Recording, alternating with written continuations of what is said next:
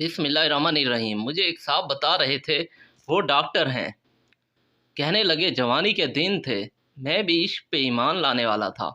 आज से कबल 12 साल पहले एक लड़की मेरे पास आई। वो बीमार थी, काफ़ी बीमार थी। उसका चेकअप किया। वो बहुत खूबसूरत थी, उसकी नीली सी आंखें। ना जाने मुझे क्या हुआ, मैं पहली नज़र में ही उस पर दिल हार गया, लेकिन खामोश रहा। उसका इलाज जारी रहा, वो बिल्कुल ठीक हो गई। जब वो आखिरी बार मेरे पास आई, मैंने हिम्मत करके उससे कहा, क्या अपना नंबर हमको दे सकती हैं? ये था तो मेरे शोबे के खिलाफ, लेकिन जवान था, नादान भी था। उसने मेरी तरफ देखा, फिर मुझे अपना नंबर दे दिया। वो इतनी खूबसूरत थी, मैं बता नहीं सकता। उसकी नीली सी आंखें, गंदमी रंग, मुस्कुराए तो डिम्पल बनते हों, खूबसूरत मुलायम बाल। मैंने उससे कॉल की, वो मुझे पहचान गई। जी डॉक्टर साहब, मुझे यकीन था आपका फ़ोन ज़रूर आएगा। मैंने पूछा, आप क्या कर रही थी? आहिस्ता से बोली, बस हालात से लड़ रही हूँ। मैंने बात मजाक में टाल दी, क्या हालात से लड़ना? आप ये बताएं, रहती कहाँ हैं? उसने बात बदल दी, डॉक्टर साहब छोड़े ना, मैं कहाँ रहती हूँ, आप बताएं, आप क्यों करते मुझे कॉल, क्यों लिया मेरा नंबर? मैं मुस्कुरा दिया। आप जानती हैं अल्लाह पाक ने आपको कितना खूबसूरत बनाया है, आप बहुत प्यारी हैं। वो खामोश हो गई। डॉक्टर साहब, प्यारा होने से क्या होता है? काश नसीब भी प्यारे होते। मैंने सवाल किया, क्यों, आपके नसीब को क्या हो गया है? वो चुप हो गई। डॉक्टर साहब, आप टाइम पास करना चाहते हैं मुझसे? वो ये बात कर रही थी, मेरे पास मरीज़ आ गए। मैंने फ़ोन बंद कर दिया। हमारी बात होती रही। वो मुझे कहती, डॉक्टर साहब, आपका इश्क मैं जानती हूँ कहाँ तक है, आप बता दें कब किस वक्त आपको मिलने आऊँ। उसकी ये बात सुनकर मेरे रोंगटे खड़े हो गए। मैंने कहा, तुमको ये बात करने से पहले सोचना चाहिए था। मैं ऐसा इंसान नहीं हूँ। मैंने उससे पूछा, आपके अम्मी अब्बू कौन है और फैमिली में? आहिस्ता से बोली, सिर्फ अम्मी हैं और दो छोटी बहनें, अब्बू नहीं हैं, भाई भी नहीं है कोई। मैंने घर के अखराजात का पूछा, कैसे घर का निज़ाम चलता है? वो खामोश हो गई। इशा की नमाज का वक्त हो गया था। कहने लगी, मैं नमाज पढ़ लूँ? मैंने हाँ में जवाब दिया। वो सिर्फ दिन में बात किया करती थी, रात को वो मुझसे बात नहीं करती थी। मैंने बहुत बार कहा था रात को बात किया करो, लेकिन कह देती, मैं रात को जल्दी सो जाती हूँ, मैं नहीं कर सकती रात को बात। खैर, हमारी बात का सिलसिला चलता रहा। 1 साल गुजर गया। मैंने उससे शादी करने का इरादा कर रखा था। उसकी बहुत इज़्ज़त करता था मैं, क्योंकि वो 5 वक्त की नमाज़ पढ़ती थी और उसको देखकर मैं भी 5 वक्त नमाज पढ़ने लगा था।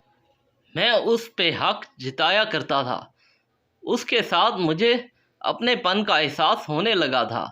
वो मुझे खाने के वक्त मैसेज करती, प्यार से कहती, आपने खाना खाया?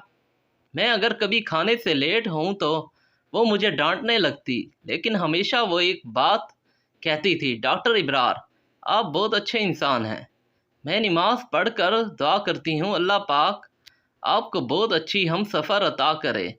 मैं तड़प कर उसे कहा करता, ईमान मेरी हम सफ़र बस आप ही हैं, आपसे ही शादी करूँगा। लेकिन वो ज़ोर से हंसने लगी, नहीं डॉक्टर साहब, मैं आपके काबिल नहीं हूँ। वो बात अधूरी छोड़ जाती। मुझे याद है, मैं उसे जितना भी डांटता, जितना भी कुछ कहता, वो गुस्सा ना करती। मेरी डांट, मेरा गुस्सा, मेरा सख्त लहजा बर्दाश्त कर लेती। एक बार उसने मेरा फ़ोन ना उठाया। मैंने उसे बहुत डांटा। वो मेरी डांट सुनती रही, फिर आहिस्ता से बोली, डॉक्टर साहब, मैं कुर्बान आप पे, जितना चाहे गुस्सा कर लें, आपके कदमों से लिपट जाऊंगी। मैं उसकी इस मोहब्बत पर मर मिट जाता था। घर में मेरी शादी की बात होने लगी। मैंने अम्मी अब्बू को बताया, मुझे एक लड़की पसंद है, मुझे बहुत अच्छी लगती है, मैं उससे शादी करूँगा। अम्मी अब्बू ने भी हाँ में हाँ मिलाई। ठीक है पुत्र, जैसे तुम कहो, ज़िंदगी तुमने गुजारनी है।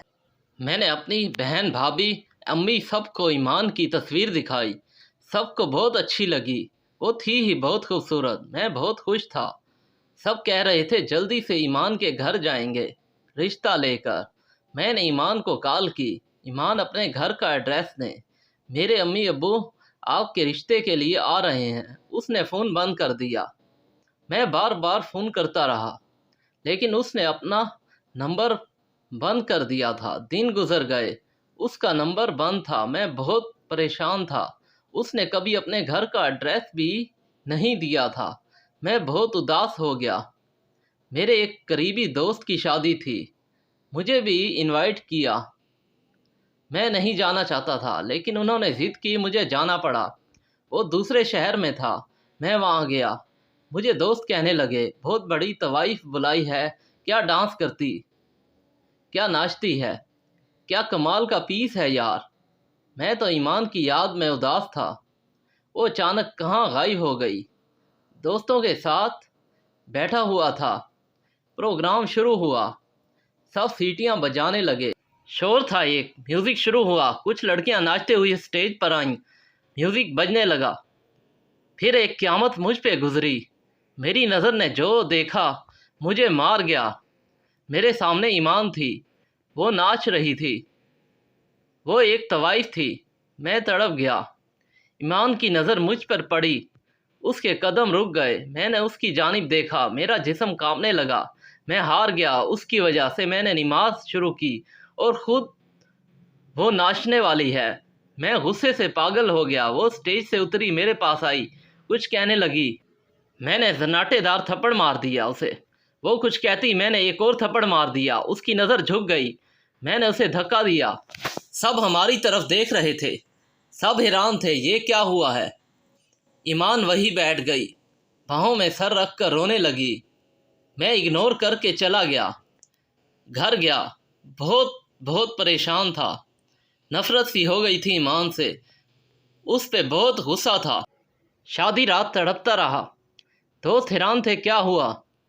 میں 2 دن ڈیوٹی پر نہ گیا۔ پھر جب ہسپتال گیا، میں مریض چیک کر رہا تھا، ایک لڑکی میرے پاس آئی، ڈاکٹر صاحب آپ سے بات کرنی ہے۔ میں نے ہاں میں سر ہلایا۔ ڈاکٹر صاحب، ایمان۔ میں نے ایمان کا نام سنا، چلانے لگا، اس کا نام نہ لو۔ وہ لڑکی آہستہ سے بولی، ڈاکٹر صاحب بس ایک بار سن لیں، وہ بیچاری حالات سے ہاری ہوئی ہے، وہ گندی لڑکی نہیں ہے، وہ مجبور ہے، ایک بار اس کے گھر آ کر دیکھ لیں، سب سمجھ جائیں گے۔ ایک بات کہوں ڈاکٹر صاحب، وہ آپ سے بہت پیار کرتی ہے لیکن خود کو آپ کے قابل نہیں سمجھتی، ہر وقت آپ کی باتیں کرتی رہتی تھی، ہر وقت آپ کا ذکر کرتی۔ ایک بات بتاؤں، وہ بہت اچھی ہے، پلیز اسے سنبھال لیں، وہ تھک گئی ہے زندگی سے لڑتے لڑتے۔ اس کی ماں کینسر کی مریضہ ہے، بہنیں چھوٹی ہیں، اسکول پڑھتی ہیں۔ وہ عزت سے جینا چاہتی تھی لیکن زمانے نے اسے نوچ کھانا چاہا تھا۔